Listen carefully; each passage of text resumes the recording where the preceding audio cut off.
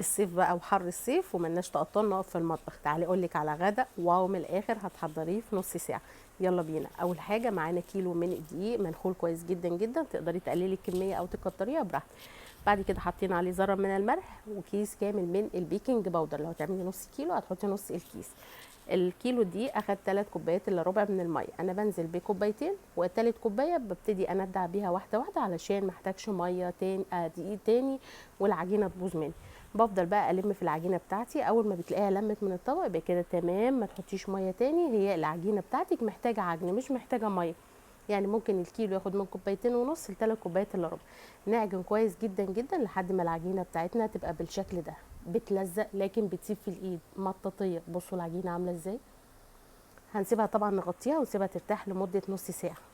بعد نص ساعه جبت طبعا العجينه، فرشت الرخامه بتاعتي دهنه بسيطه من الزيت وابتديت اكور بقى. كوري الكرات على حسب انت عايزه.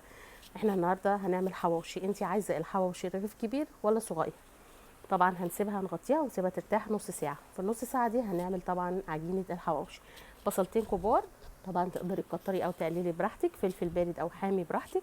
التوابل بتاعتنا ملح، رشه بسيطه من الفلفل الاسود، جوز الطيب اختياري تماما، رشه من بودره الثوم، رشه من بودره البصل، ومعلقه كبيره من المستردة. ودي بتنقل خلطه الحواوشي في حته 13 خالص.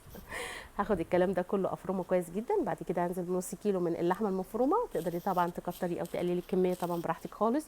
كنت بله رغيفين عيش فينو في ميه سخنه، وطبعا على ما خلصته كده كانت خلاص شرب الميه. عصرتهم كويس جدا جدا جدا من الميه وحطيتهم.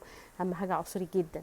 طيب ما عنديش فينو تقدري تبلي رغيف بلدي، واهم حاجه تعصريه جدا جدا جدا من الميه علشان اللحمه معاكي ما تبقاش صيصه كده من بعضها. بعد كده طبعا شوفي بقى انت كورتي كام كوره بالعجينه. سي مثلا 15، هبتدي اكور 15 قطعه من اللحم. 10 هبتدي اكور 10 قطع من اللحم، على حسب عدد العجينه هتكوري ايه اللحم. بناخد بقى قطعه من العجينه بتاعتنا كده، بنفرد من النص لبره علشان لما نلم يبقى كله حته واحده. ناخد من النص كده ونفرد لبره. اعملي بقى رغيف الحواوشي زي ما تحبي. الطاسه على البوتاجاز سخنه جدا، ننزل فيها مثلا بربع كوبايه من الزيت او السمنه او الزبده، اي ماده دهنيه تحبيها، وبنبتدي نوطي النار شمعه علشان الحواوشي بتاعنا يستوي. مننساش ان احنا عاملين العيش في البيت. شمعه كده هياخد وقت معاكي شويه. ينفع نرمي ندخله الفرن، ينفع عادي خالص. لايك وشير لو عجبتكم الوصفه. اشوفكم في اكله جديده على خير، وباي باي يا اصحابي الحلوين.